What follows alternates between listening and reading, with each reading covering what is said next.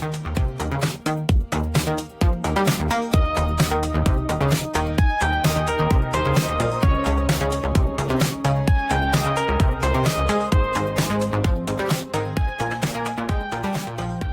everyone to the Dental Pipeline Podcast. We're excited to have you back on. This is our 7th episode of the Pre-Dental Playbook series, which we've started, and can't believe we're already this far down along the line, Russ. It's crazy. Yeah, wow. We've made a lot of progress into this whole podcast. It's been fun. Dreams are coming true right here on the Dental Pipeline as Russell and I get to work together. So it's awesome. Cool. Today we're going to be starting with or continuing with our DAT mini-series within the Pre-Dental Playbook, focusing on setting a study plan, a schedule, setting a goal for how well you're going to score on the DAT and how you can prepare to get that score you're searching for. So without further ado, we're gonna jump right in. And Russ, we're gonna talk a little bit about the initial steps of preparing to take the DAT. Russ, what do you recommend? What's kind of the first thing we should consider when jumping in to take the DAT? Well, I have always liked to think of it kind of like this. The biggest mistake students typically make isn't choosing the wrong study resource necessarily. It's trying to start without a plan. And I think that's kind of the same across the board. It's not just for dental. I think that's for any field. If you don't have a plan, how are you going to get there, right? I mean, if an architect doesn't have a plan for a house, how are they going to build that house? The goal today is to try and help you build this plan for your dream house, which is the DAT, and scoring super well on the DAT. Because with a great score, with great power comes great responsibility. And with a great DAT score, you're going to get into any dental school that you want, hopefully. Fingers crossed. And so to start off, we kind of wanted to talk about taking a baseline exam. This is going to help you kind of spark that plan, and it's going to help you get that baseline to springboard you forward to making the plan. And so here's kind of how we did it. When we were in school, I was in the chemistry club presidency, and my chemistry club presidency decided, let's contact Princeton Review, and we're going to set up a medical MCAT practice exam and a DAT for the pre-dental students. And so we contacted Princeton Review, and they have some really good resources, and they gave us a free DAT and MCAT that we could give to all of the students. And so it was a really good leadership thing, as well as it gave all the students at our school that wanted to take this free exam a chance to take it. And it gives you a real score. It's set up exactly like the actual exam. So we had a proctor in the room, and people couldn't leave without their time being up and everything. So it was really cool. Anyway, that's beside the point. This baseline exam, what we're thinking is when you go in to take this exam, no matter where you end up taking it, and we're going to kind of talk a little bit more on where you can take this in just a little bit, but no matter where you end up taking this baseline exam, we want you to think, I don't care about what my score is. I just want to see how well I can do. Like, what do I know and what can I apply while taking this test? And it's going to be different than any test that you're taking in school because it's a 5-hour exam. So be prepared for that. You might run into some problems with test fatigue towards the end, and that's okay because you're just not used to taking that long of a test, and we're going to help you fix that as well. Taking that baseline exam will give you an idea of where you're at, and having that baseline will let you know, what do I need to do to get to my dream score, that ultimate goal. And because it's important to keep some perspective that this test isn't going to be something you use per se in your practice as a dentist, but it is definitely something you'll need to know in order to get into dental school. So this is a big stepping stone, and it should be taken seriously. And when you're setting a goal, your goals should be taken seriously as well as you set those. We recommend that you shoot for a 450 on the new scale for taking the DAT. A 450 puts you, I think, at the 85th percentile for the academic average, which means you're in the top 15 of test takers, which will look really good as you apply. Obviously, if you get a greater score than that, perfect. But if not, that's fine as well. But shoot for a 450. That's kind of like the lowest score you want to shoot for, based on how well you do on your baseline exam and how much time you know you can contribute to studying for this test.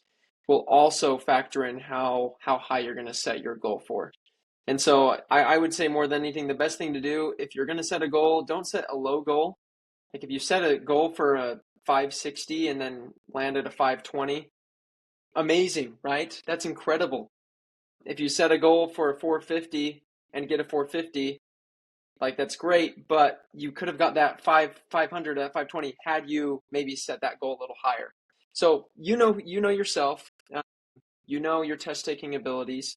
So take that into account as you set this goal for you. But yeah, we would say kind of a baseline you would want to set is a 450 minimum, but definitely shoot for higher as you bring into account how many hours you can put into it, what money you have to spend on the software program to study for it, how well your school trains people for the DAT. There's a lot you need to consider, but really just set a goal and shoot for that thing. Because even if you just miss and land, right before, that's still going to be better than setting a really low goal. So that's our 2 cents on that.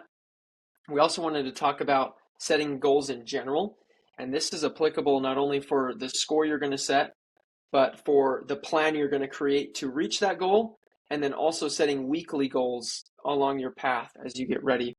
So Russ, tell us, what is a SMART goal? I mean, you're a smart guy, so you should know what a SMART goal is. SMART goals. If you've ever heard of SMART goals, it's a really good way to try and set a goal. So SMART is just an acronym. It stands for specific for the S, measurable, attainable, relevant, and time bound. So you want the goal to be specific. That's kind of what we were talking about with the specific number tied to your DAT score. You want to write this down somewhere because a goal that's not written down is just a wish.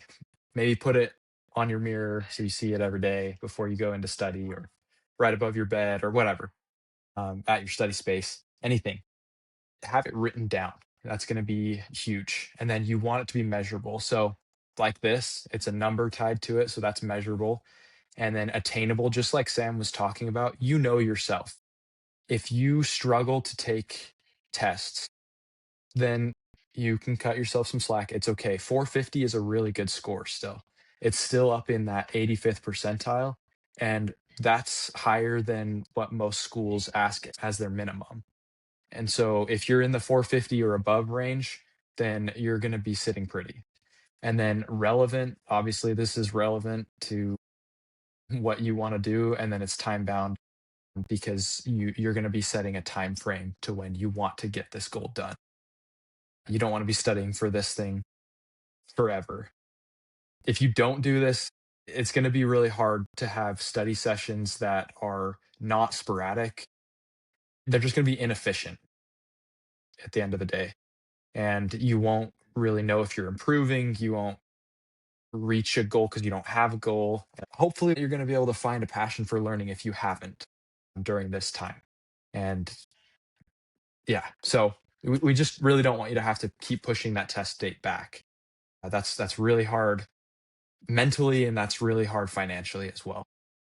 With that in mind, now that you have your goal, you've taken your baseline exam, this is when your goal becomes something magical, because it's no longer just something you're shooting for. It's no longer just a wish. You've written it down, but now we're going to take you into kind of a deeper dive of how to make that goal become true.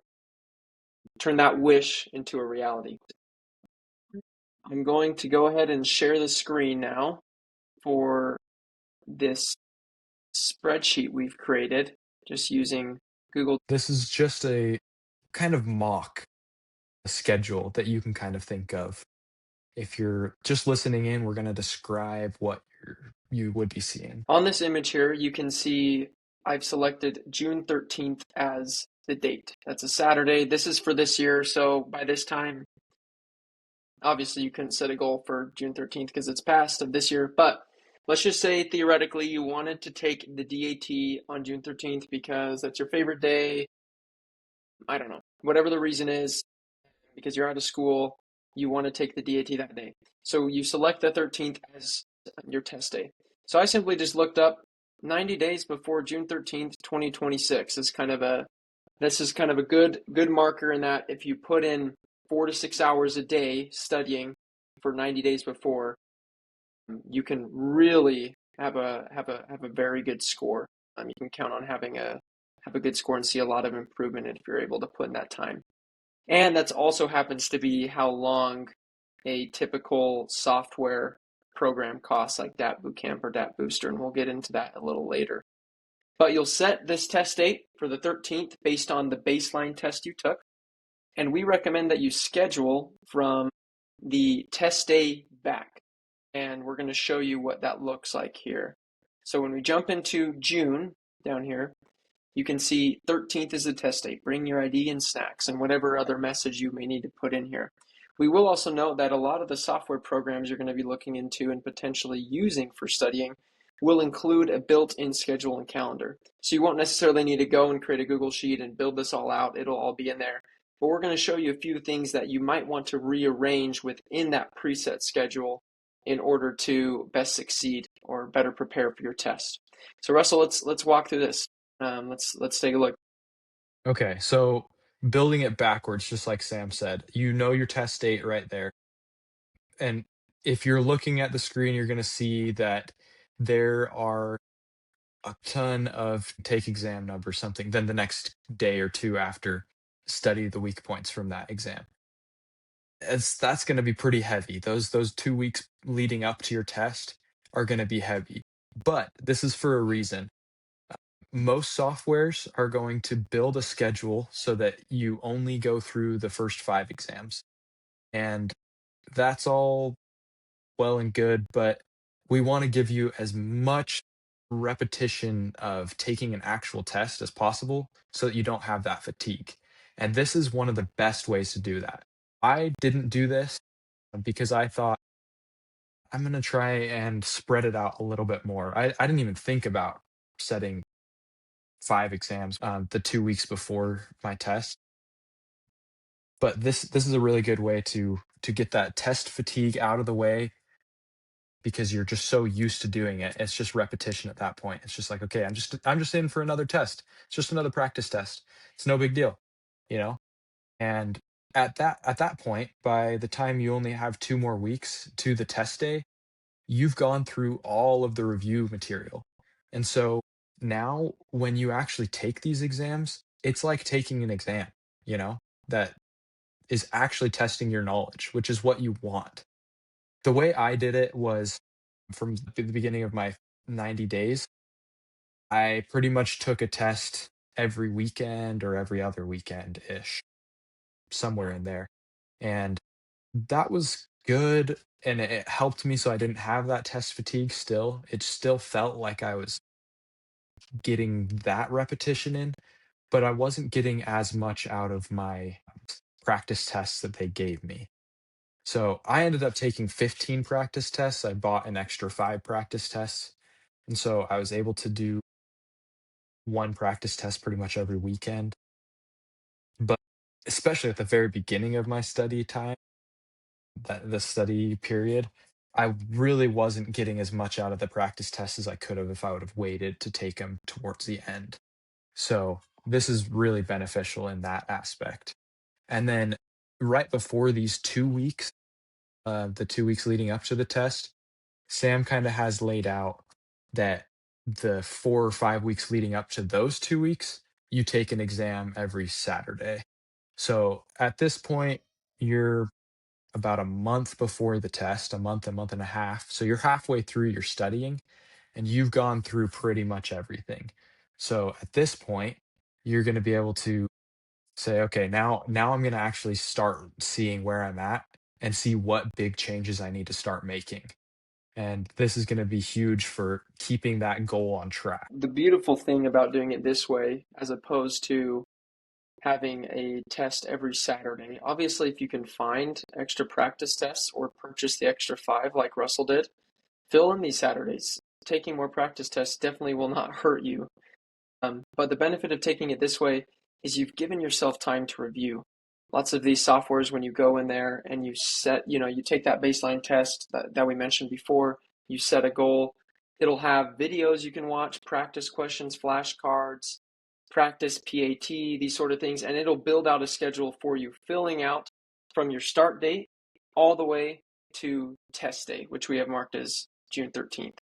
It will be different for you, though, in that what we recommend is scheduling these tests every other day leading up to it. It won't naturally have that pre-configured into the software's schedule, so you can move things around. That's the beautiful thing about the softwares too, is you can move them around, create your own events and such.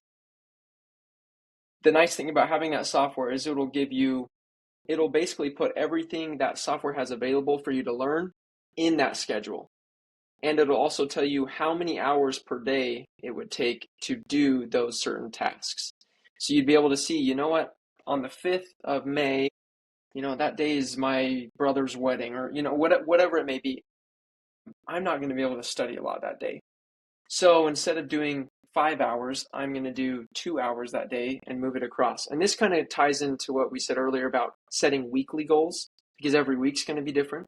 Before you go in, maybe on, the Saturday prior or that Monday of the week, you can go in and basically say, hey, I'm going to build this schedule out and I'm going to attribute hours where I feel like I can do more. On Saturday, I can take my practice test and do some review. Friday, I have a ton of courses on that day, so I won't have as much time to study. So I'm only going to do 3 hours. And you just can kind of manipulate and create that schedule to fit your own schedule, so you're still doing well in classes, still able to go shadow, do all those other things that are necessary for applying to dental school. So as you're going through, that's kind of our recommendation. When you take a practice test, these things are gold, not only because they simulate how the test is going to be, but these tell you where your weak points are. So when you take your exam 1 in a software program or whatever, wherever it may be, it's going to tell you the breakdown of the biology section, what segments within biology, whether that's microbiology, whether that's plants, whatever topic it may be, you're really weak on. And that's going to be what you study the Monday after, or whatever day after you decide to do that. You'll notice on these Sundays I have rest written out. This is a recommendation from a lot of testing websites that I've checked out and read, is you should give yourself a day, a break in the week. You can pick which day that is for you. I chose Sunday. I think Russell did Sunday as well, just to chill before Monday hit hard to go and study again. But whatever that looks like for you, pick that day of rest essentially, and that'll refresh you kind of going into the next week of study. Setting up that calendar is going to be huge. And then on top of that, sticking to the calendar. You really want to try and stick to it. If you have to move some things to the next day that you were hoping to get through that one day, that's perfectly fine. And you should be able to understand that you're not going to be able to get through everything sometimes in every single day, even if your study plan says, oh, this should only take 4 hours. Sometimes it takes 5 hours, and that's fine because sometimes you just need a little bit more time to internalize it and practice through it as well. Using that time is great. You want to be able to get the most out of your studying. So now we've talked a lot about this software. What is this software that you should use? There's a lot of different softwares that you can use. The top two that we have found are useful and are the best bang for your buck. It's going to cost money to pay for a software, but the best ones that we have found talking to other people and in dental school and just around who have taken the DAT are the DAT Booster and DAT Bootcamp. Now, they're basically the same product. DAT Booster is slightly cheaper. It's right now, I think it's about $550 for 90 days. You can also get the premium for 180 days if you want to set a 6-month schedule. That's cool too.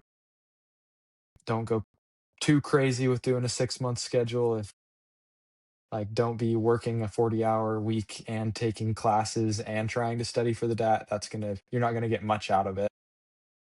But yeah, you can do either one of those. The 180-day software is a lot more money. It's almost $1,000 for either of the softwares. So just keep that in mind. You've got DAT Bootcamp, Booster, Kaplan, Princeton Review. There's a lot of different places you can go. Both Sam and I use DAT Bootcamp.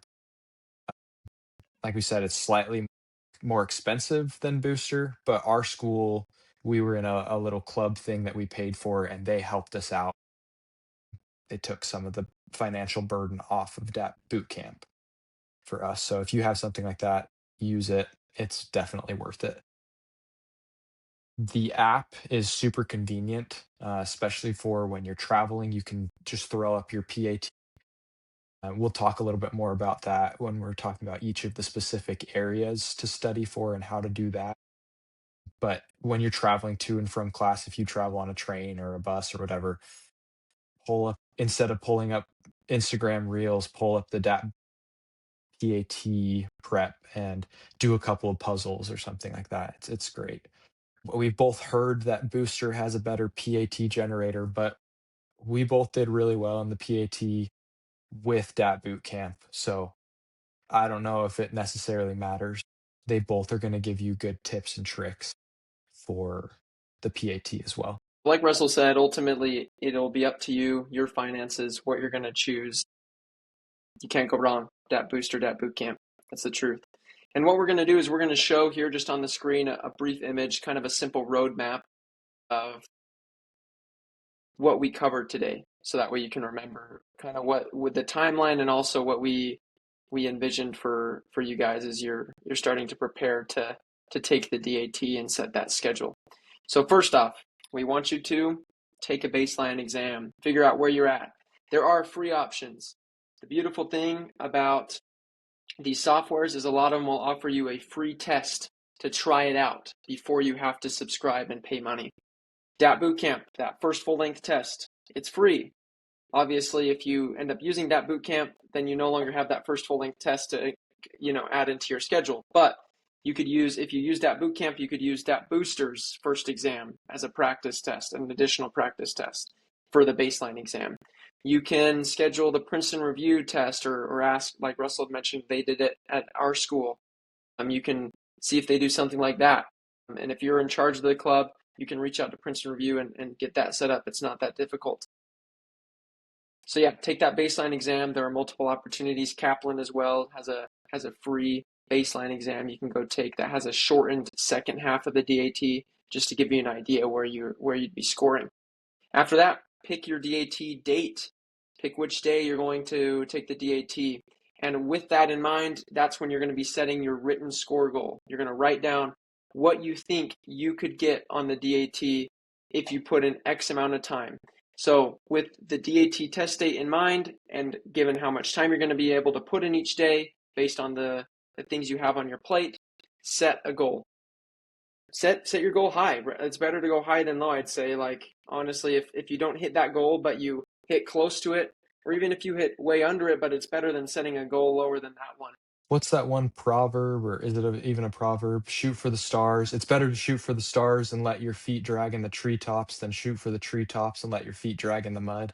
So shoot for the stars. Shoot for a 600. No, I mean, be realistic, but shoot high. And if you're a little lower than that, that's fine. You're way better than if you would have not studied for it. For sure. Shoot for that goal, go after it, and if you don't hit it, at least know you went after it, and you probably ended up higher than if you would have set low expectations for yourself. So another thing, we told you to build your schedule backwards using that software program. They'll kind of automatically do that for you, but then put in those practice tests every other day leading up to that your final test day, so that way you don't have any of that test fatigue going in. It'll really just feel like another practice test. I won't lie. When I sat down to take the DAT, it literally just felt like I was sitting down for another practice test, because that's how I was able to prepare. And I'm sure Russell felt the same way because of how he prepared as well. Goals, another big thing. As you're going through, set those weekly goals for yourself. You know what your schedule will look like. You know there are events in your life. You know your classes. So it's going to look different for every single person. So that's why when you come into each week on that software program, distribute those events as necessary. And if one day it just was too much and you couldn't complete it all, push it back, distribute it evenly again. You can change your goals daily if needed, but we think weekly is a pretty good way to go. So that way you're not spending a ton of time goal setting every single day. And then choose a primary study source, choose which software you're going to use. Like we mentioned, Booster is probably the cheapest option out there.